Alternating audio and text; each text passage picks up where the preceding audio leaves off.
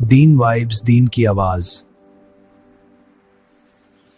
اور ایک اصول اور سمجھیے کہ جیسی کرنی ویسی بھرنی، یہ طے شدہ بات ہے۔ جیسی کرنی ویسی بھرنی، جو معاملہ ہم اللہ تعالیٰ کے ساتھ کریں گے اللہ تعالیٰ کا وہی معاملہ ہمارے ساتھ ہوگا۔ چنانچہ حدیث پاک میں فرمایا گیا، انا عند ظن عبدی بی، میں بندے کے ساتھ اس کے گمان کے مطابق معاملہ کرتا ہوں۔ ہم نیک گمان رکھیں گے اللہ خیر کا فیصلہ کریں گے، ہم دل میں بدگمانیاں لائیں گے اور جی ہماری دعا قبول نہیں ہوتی، کاروبار نہیں چلتا، ہم تو بڑے پریشان ہیں، تو اللہ تعالیٰ پھر ہمارے ساتھ ویسا معاملہ فرمائیں گے۔ تو بات سمجھ لیجیے، جیسی کرنی ویسی بھرنی۔ اب اس کی چند ایک مثالیں تاکہ یہ بات اچھی طرح ذہن میں بیٹھ جائے۔ سب سے پہلی مثال، اللہ تعالیٰ قرآن مجید میں ایک جگہ فرماتے ہیں، تہجد گزار لوگوں کے بارے میں، وہ لوگ جو رات کو اٹھ کر اپنے پروردگار کی عبادت کرتے ہیں، ان عبادت کرنے والے بندوں کے بارے میں، فلا تعلم نفس ما اخفی لهم من قرۃ اعین، کوئی بھی نہیں جانتا کہ ان کی آنکھوں کی ٹھنڈک کے لیے اللہ نے کیا تیار کر رکھا ہے، کوئی بھی نہیں جانتا۔ اب یہاں پر ایک طالب علم کے ذہن میں اشکال پیدا ہوتا ہے کہ بھائی اگر بات یوں بنتی کہ کوئی بھی نہیں جانتا ان کے دل کی راحت کے لیے کیا تیار کر رکھا ہے، ان کے نفس کے مزوں کے لیے کیا تیار کر رکھا ہے، مگر اللہ تعالیٰ تو فرما رہے ہیں ان کی آنکھوں کی ٹھنڈک کے لیے کیا تیار کر، تو آنکھوں کی ٹھنڈک کا کیا مطلب؟ تو ایک ذہن میں سوال پیدا ہوتا ہے۔ مفسرین نے اس کا جواب دیا۔ مفسرین نے فرمایا کہ دیکھو، یہ تہجد گزار لوگوں کا مسئلہ تھا۔ جو آدمی تہجد میں جاگتا ہے، رات کو عبادت کرتا ہے، تو صبح کے وقت اس کی آنکھیں نیند کو ترس رہی ہوتی ہیں۔ ان لوگوں کی آنکھیں نیند کو دنیا میں ترسی، اللہ نے ویسا ہی معاملہ فرمایا کوئی نہیں جانتا ان کی آنکھوں کی ٹھنڈک کے لیے میں نے کیا تیار کر رکھا ہے۔ اچھا، اور مثال دیکھ لیجیے، اللہ تعالیٰ فرماتے ہیں وَلَوْ تَرَىٰ إِذِ الْمُجْرِمُونَ نَاكِسُو رُءُوسِهِمْ عِندَ رَبِّهِمْ، اگر آپ دیکھیں اس وقت جب مجرم اپنے رب کے سامنے سر جھکا کے کھڑے ہوں گے۔ اب یہاں سر جھکا کے کھڑے ہونا اس کو وضاحت کے ساتھ کہا گیا، تو کیوں بھائی؟ مفسرین نے لکھا کہ یہ مجرم وہ لوگ تھے جو دنیا میں اللہ کے حکم کے سامنے سرتابی کرتے تھے، سر نہیں جھکاتے تھے، اللہ کے سامنے سر اٹھاتے تھے، کیونکہ انہوں نے گناہ ایسا کیا، لہذا قیامت کے دن ان کو شرمندگی کی وہی کیفیت دی جائے گی کہ یہ ندامت کے ساتھ اپنے سروں کو جھکا کر اللہ کے سامنے کھڑے ہوں۔ جیسی کرنی ویسی بھرنی۔ اچھا دیکھ لیجئے، قوم یہود کے چہروں کو اللہ نے مسخ کیا، حالانکہ اور قوموں پر زلزلے آئے، یعنی ہوا آئی، پتھروں کی بارشیں ہوئی، مگر اس قوم کے چہروں کو مسخ کیا گیا۔ تو ایک طالب علم کے ذہن میں سوال آتا ہے کہ ان کو ان کی طرح عذاب کیوں نہ دیا گیا؟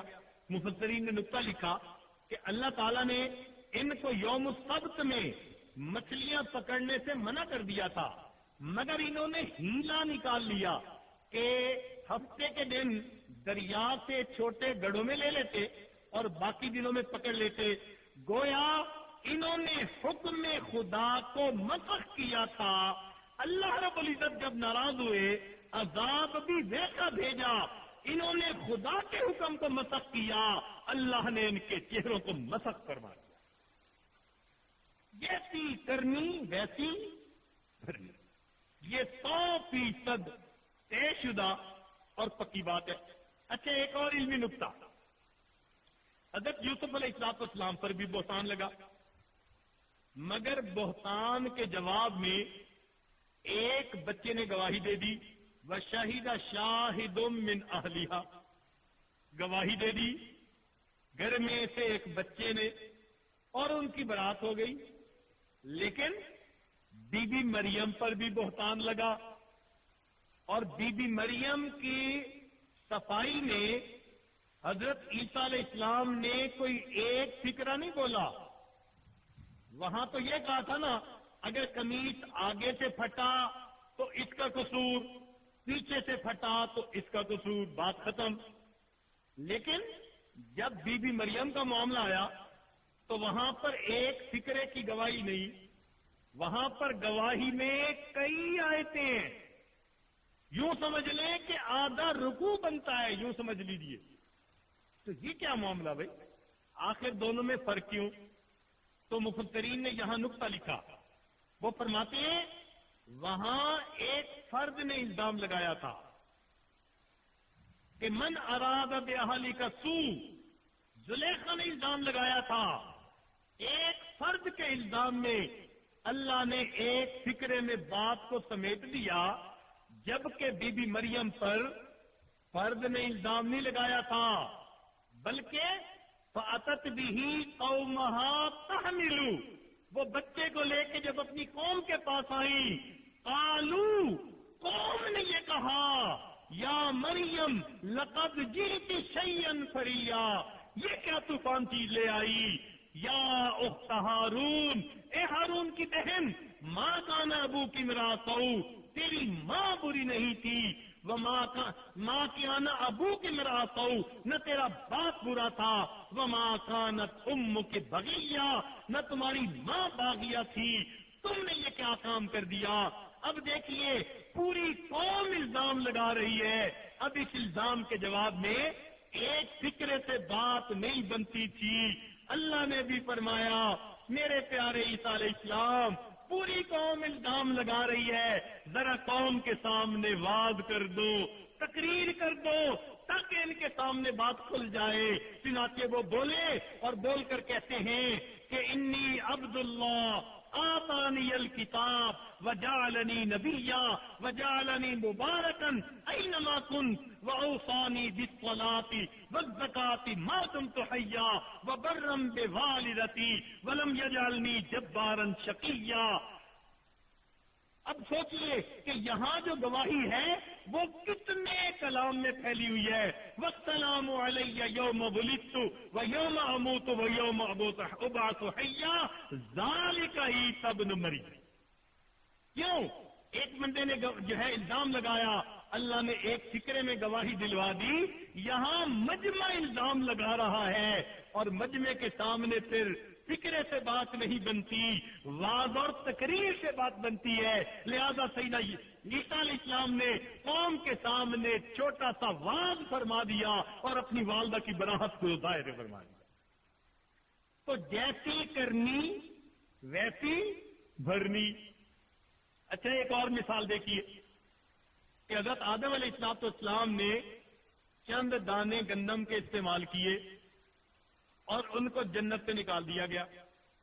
اب ایک طالب علم کے ذہن میں ایک سوال پیدا ہوتا ہے کہ چند دانوں کے بدلے جنت سے زمین پر اتار دیا گیا، اتنی چھوٹی سی بات پر۔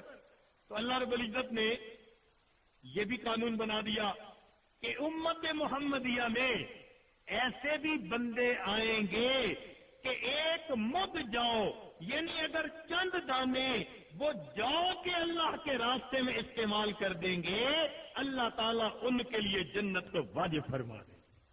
چند دانے گندم کے بدلے اگر نکلے تھے تو اللہ نے پھر قیمت بھی تو اتنی آسان کر دی کہ اس امت کے کچھ لوگ ایسے ہوں گے مٹھی اٹھا کر کسی فقیر کی جھولی میں ڈال دیں گے، اللہ ان چند دانے گندم دینے پر انہیں دوبارہ جنت میں داخلہ عطا فرما دے۔